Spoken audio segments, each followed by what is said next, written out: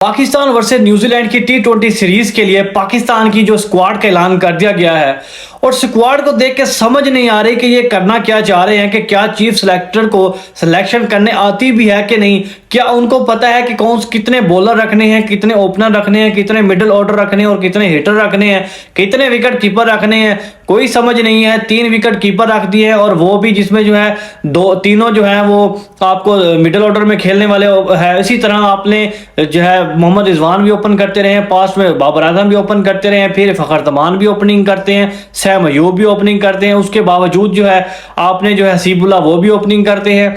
उसके अलावा भी आपने जो है साहिद फरहान को भी सिलेक्ट कर लिया है, जो कि उन्होंने 4 डे में ज़्यादा परफॉर्मेंस की तो उनको आपने टेस्ट में नहीं रखा, उन्होंने वनडे में परफॉर्मेंस की तो आप वनडे है नहीं। तो इसी तरह जो सिलेक्शन की कोई समझ नहीं आ रही कि कहां से उठा के कहां डाला है और क्या किस तरह प्लेइंग 11 बनेगी। बॉलिंग आपके पास है नहीं, शाहीन अफरीदी एक आपके पास बॉलर है जो अनफिट है, इतनी उनकी परफॉर्मेंस नहीं है। मोहम्मद वसीम जूनियर वो भी बस एवरेज से बॉलर है। इसी तरह जो है आपने जमान खान को रखा है, वो अच्छे बॉलर है लेकिन उनकी थोड़ी पेस कम है। इसी तरह आपने जो है इब्रार को भी रख दिया, साथ में आपने जो है उसामा मीर को भी रख दिया और आपने जो है मोहम्मद नवाज को भी रख दिया। मतलब कुछ समझ नहीं आ रही कि करना क्या चाह रहे हैं। जिसको दिल लगा उठाया लगाया और बैठा दिया। तो बड़ी जो है अजीबो गरीब सिलेक्शन है। जैसा हमारा हाल पाकिस्तान के टेस्ट जो ऑस्ट्रेलिया खिलाफ उसमें हो रहा है, इसी तरह जो है हमारा जो हाल होना है वो न्यूजीलैंड में ही होना है, क्योंकि ना सिलेक्शन कमेटी को पता है सिलेक्शन कैसे करनी है। कोचिंग स्टाफ में आपने मोहम्मद हफीज साहब को बैठा दिया और 2-3 और यंगस्टर को बैठा दिया, उनको पता नहीं है कोचिंग कैसे करनी है। ऊपर से हमारे जो चेयरमैन साहब है वो बस ये कि काम पे लगे हुए हैं कि हर तरफ से पैसे इकट्ठा कर लो, बाबर आजम की बातें लीक कर दो, रिजवान की लीक कर दो, ये कर दो, वो पता नहीं इन्होंने कहां से उठा के उसको बिठा दिया है।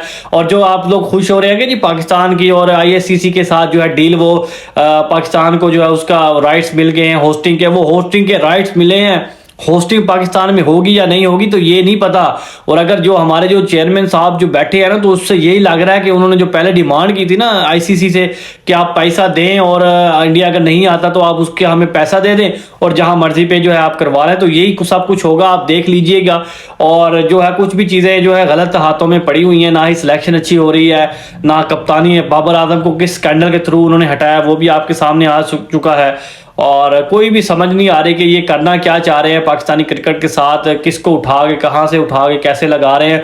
अपने घर की इन्होंने क्लब की टीम बनाई हुई है, किसको कोच बना देते हैं, किसी को डायरेक्टर बना देते हैं, पता नहीं कहां से उठा के बहावर यार जिसकी टीम में जगह नहीं बन रही थी उन्होंने धक्के से रिटायरमेंट दिया, उसको आपने चीफ सिलेक्टर बना दिया जो कि साबिक प्लेयर्स के साथ खेलता रह गया।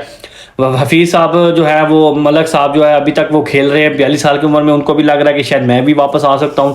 तो किसी यंगस्टर को मौका नहीं दिया जा रहा, बाबे खेलते जा रहे हैं, तो समझ नहीं आ रहा है कि ये क्या हो रहा है। और जो सिलेक्शन कमेटी है वो बहुत ही जो है फारग किस्म की उन्होंने सिलेक्शन की है न्यूजीलैंड के टूर में। ना बॉलिंग का हिसाब है ना बैटिंग का हिसाब है। अब किसको ओपनर भेजेंगे, बाबर आजम उनको मिडल में खिलाएंगे तो चाचा साहब कहाँ खेलेंगे। आपके मोहम्मद हारिस जैसे जो हिटर है उनको नहीं खिलाया उन्होंने, और हसीब को जो ऐसी चीज़ों को खिलाया जाके 20 वर्ल्ड कप आना है तो आपको हिटर चाहिए। एज ए हिटर आप मोहम्मद हारिस को नीचे खिला सकते थे, लेकिन नहीं, उसको नहीं किया, हसीबुल्ला को किया जी। उसकी VSL में 2-3 अच्छी परफॉर्मेंस थी, डोमेस्टिक में भी 1-2 अच्छी परफॉर्मेंस है, तो उसको ले आओ।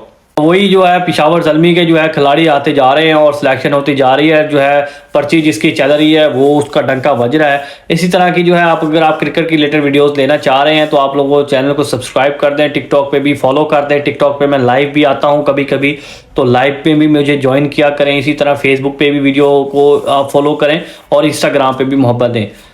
शुक्रिया।